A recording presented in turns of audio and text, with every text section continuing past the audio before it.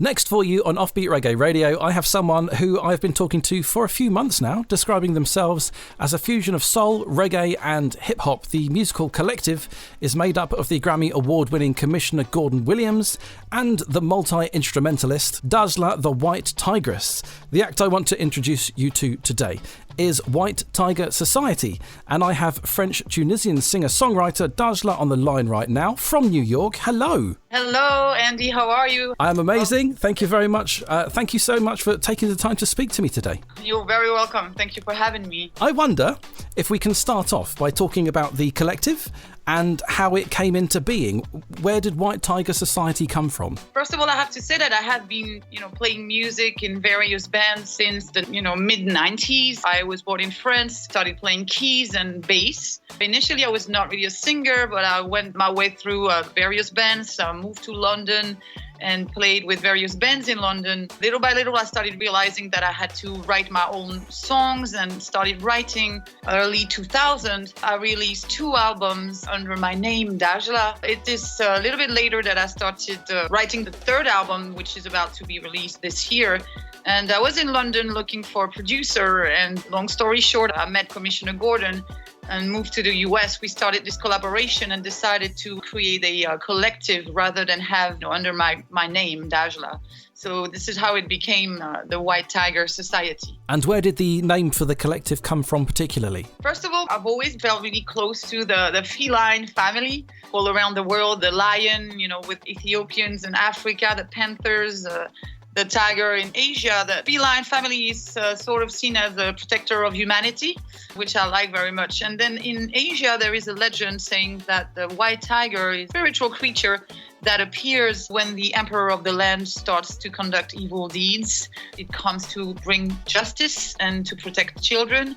And we also work with children, with educational programs, with music, workshops, the youth, from underprivileged backgrounds. And so that's also something that's very dear to our hearts. So hence the White Tiger Society. Yeah, makes a lot of sense.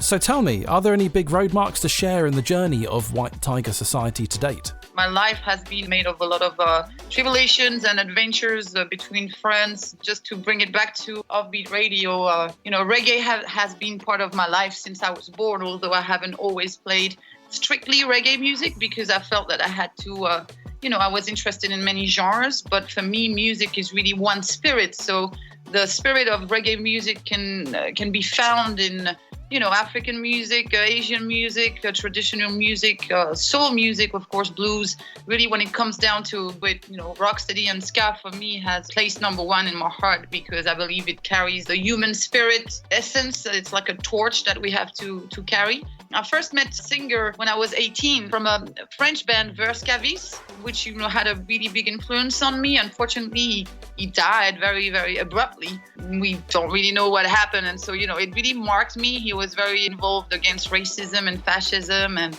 he really taught me a lot just in terms of reggae, rocksteady. I knew Bob Marley a lot. I knew great artists like Peter Tosh, but hanging with him, he really had a detailed knowledge of rocksteady and ska music. So fast forward, I moved to London after that, and then I started playing music with a band called 100 Men. And I played keyboards with them. I remember meeting Lauryn Hill when I was 19. So all those people really paved the way for me on my musical journey. The influence when I write is very much soul and reggae in the songwriting structure. This is destiny as it goes. I met Commissioner Gordon, and since he's also specialized in hip-hop and reggae, when we started working together, we realized that we really had something unique, a sound that is modern because he has this hip-hop production, since he did Lauryn Hill, and he really has this hip-hop touch with him, but he has the spirit of reggae inside of him. So we really feel that we have something that reggae lovers will relate to, and at the same time that is wide enough to appeal to other soul music lovers and, music in general. Am I right in saying that it was the Commissioner's influence that ended up with you being in quite a well-known collaboration? Yes, absolutely, because he worked with so many great artists. He was an A&R at Sony for 20 years, and he did Alicia Keys Falling. He met Alicia Keys when she was 15. He met Lauryn Hill when she was 16. He introduced her to Wyclef from the Fugees. So, I mean, he really does know all those people. And he's produced Welcome to Jamrock, Damian Marley's album. He produced it with Stephen Marley. And so, he's been close to the Marley family for many years. And when we started working on this song, Why, he was the one who suggested contacting Stephen and asking if he would bless us with his presence on this track. I imagine that it was quite a positive response. Yes, it was. Yes, it was. It blew my mind. I was so grateful because it's like a dream, for a girl like me coming from France and all the way my journey meeting this amazing producer and now finding myself in Miami in Stephen's studio. Such a humble man and great people there, and it really felt a blessing. And then the way he recorded the song was, he just went in the studio and it just came out like that. I was like, wow, it was just amazing. I think it's time to hear some music. Why don't you introduce the song? Yes. So this song is called Why, featuring Stephen Marley by White Tigress Society. Now the day. White Tiger Society and Why, featuring Stephen Marley. Did you have the song prepared already and then you took it to him and he did his thing, or did the whole thing just come together once you met him? Well, I actually had a whole set of songs ready. At the time, I was living in Angel in London. I was working on this album and I was looking for a producer. I had about 12 songs ready, but they did not have the form that they have today. And so this is where Commissioner Gordon, the producer, comes in. When we met online, first of all, he asked for me to send him recordings of myself on the piano singing because he wanted to hear the raw form of my songs, which I did. And then I did send him this song. It was actually called Blue Monday. Keeping Blue Monday, there may well have been copyright issues there. Yes, probably.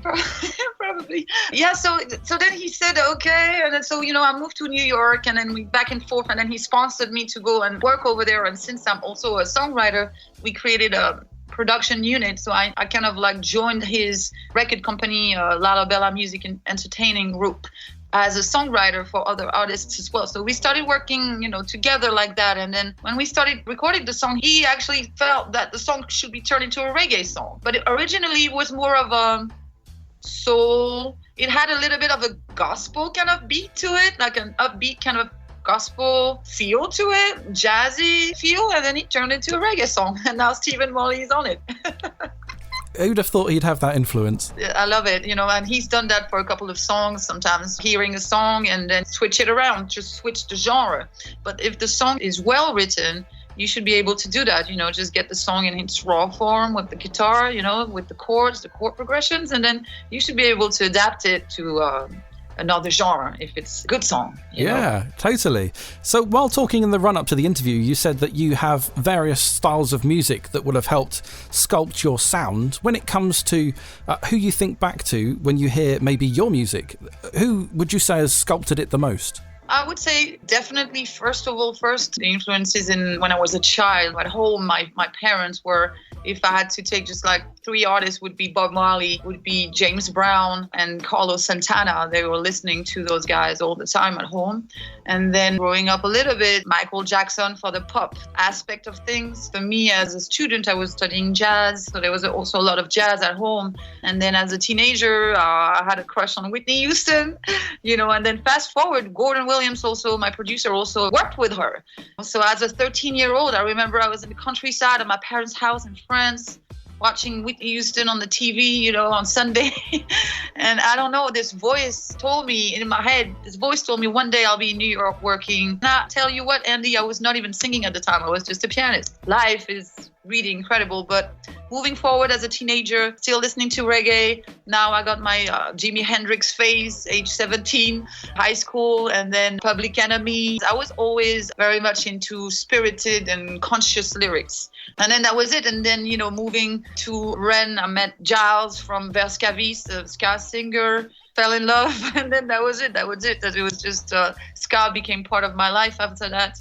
And you've shared the stage with quite a few famous names, one of which you mentioned to me was actually quite an influence. Well, I also met musicians from Fishbone. If your audience are familiar with them, a ska rock band from LA. Yeah, I've played Fishbone before. Yeah, they're awesome. I met them in 1992 at a big festival in France, and then we became friends, especially Angelo Moore, the singer. His voice is absolutely outstanding. He has, reminiscence of James Brown and Screaming Jay Hawkins. The music, the bass and the drums by Norwood Fisher on the bass, and at the time his brother Philip Fisher on the drums. I mean, that was just mind-blowing. And the live performance of those guys, I was 18. I was like, wow, this is what I want to do. It was like high energy, obviously, but I was also into punk and rock that age. For me, these guys represented ultimate high energy live performance that I had never seen before. The way he was using soul and, mixing it with reggae and ska. Energy, for me, that was it. And then to tie it with my boyfriend who had died, and whole political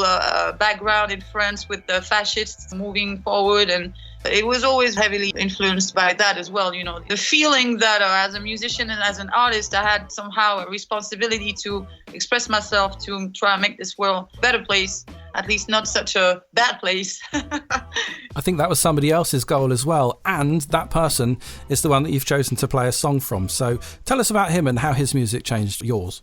Oh yeah, Bob. Yes, Bob Marley. He's been part of my life since I was born. I remember that it's probably the first artist that I heard as a baby. My parents were playing him all the time, pretty much in my subconscious really right now.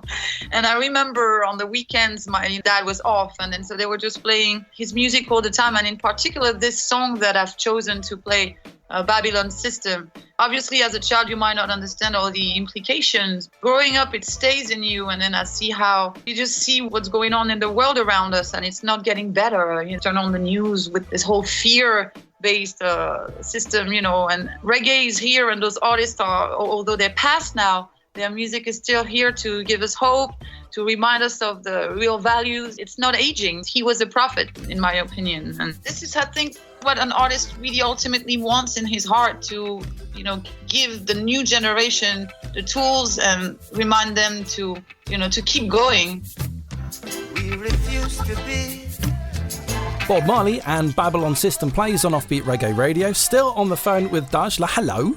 Hello, Andy. Hi, Offbeat Reggae. Hi, everybody. Lovely. So we're going to talk about how the future's looking for White Tiger Society, but during the song you were saying that it's not just what you've mentioned that's influenced you, and then you started reeling off band after band after band. Tell us more.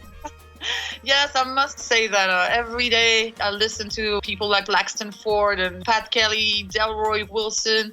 Ken Booth is my all-time fave. The Scatterlights, Prince Buster, Max Romeo, and Rocksteady and ska would not be the same without all those guys. There's just so many to mention. Jamaican music and reggae music is such a rich music. Also down the line, I also listen to Sizzla, Lord Capleton, Buju Banton. I mean, it would too many. Janet Kay. I met Janet Kay a couple of years back in London. Big shout out to those artists, for real, yeah. Part of me is actually really pleased that as you're reeling off these artists that have influenced you, that you love to listen to, I'm thinking, I've played that, I've played that, I've played that, I've played that, I've played that. For me, this is kind of a journey of discovery since the show started. I don't know if quite a lot of the listeners will have had a look at the back history on the website or have had a look at my Patreon page. I lost like 35 days of music. I lost it all. And all I had left was about 100 reggae LPs. And then I just went with it, and it's been a complete load of discovery for me. And as you're reeling those bands off, I'm like, yes, I am listening to the right things. I am following what people like. This is good. That's amazing. Yes, it's amazing, brother. It's those guys, it's a sign that we are all connected in our love of music and reggae and rocksteady and ska. No matter what we do, whether we're a listener and then we contribute to making shows like yours alive or shows like me, then we need listeners, we need people, showgoers, music lovers, or you or me. We are all part of the mosaic. Oh, I like that. Very artistic. I'm part of the reggae and ska mosaic. Yes, family. It's a soul family. Right, so the future, that's what we want to get back to. What can we look forward to for White Tiger Society? So there is an album coming out, but right now listeners can actually go also online. We have just released an EP actually with a remix from the Wailers, which I haven't mentioned, but they're friends of ours here in the US. So they did a remix of Day by Day. So everything is online. The EP just got released. And then the future is the new album, possibly later this year. But there will be another single coming out possibly in April, and I hope maybe that I'll talk to you again to present it to your audience. I'll make sure I'll send it to you. And then also shows. I'm currently talking to promoters and booking agents. We are open for bookings, and I would love to come and perform in the UK. Yes. Right. Okay. Any promoters or booking agents listening? Dajla would like to talk to you. Yes, please. They've only heard one of your songs so far, so we should get another one on, really, just to pique their interest. Which one are we going to play? Let's play Day by Day, our new release featuring Dajla, White Tigress Society. I am on the phone still with Dajla. I'm really enjoying your stuff, I really am, and I hope so the Offbeat Reggae Radio listeners are as well. What do you want to tell us about that song? Well, thank you, Andy. This song, Day by Day, for me means it just talks about our daily struggle in life and how to, just keep positive and not to worry too much about what tomorrow's problems will be. One thing at a time, day by day, one step at a time. So yes, it's everybody likes this song. It gives us hope and gives a little positivity in this world. If you guys like the song, you can find it online, all digital platforms. It's out. The new video is on YouTube, and there is also an EP that was released around this song with a remix by the Wailers. So I hope you guys enjoy it, and please support us by downloading or sharing or leaving a nice comment. Lovely. Dajla from White Tigress Society, thank you so much for chatting to me today. It's been an absolute pleasure, and I'm just so happy that I fell across your music. Yes, I'm so happy too. I'm going to stay tuned with Offbeat Reggae and definitely listen to you and share it around in the US here. Yes, so I'm open to talking to our listeners and to any fan. They can contact us, White Tigress Society, on Facebook, Twitter, on Instagram, and on YouTube. We're here. We are open. I wish you well. Take care of yourself. Take care, Andy. Thank you.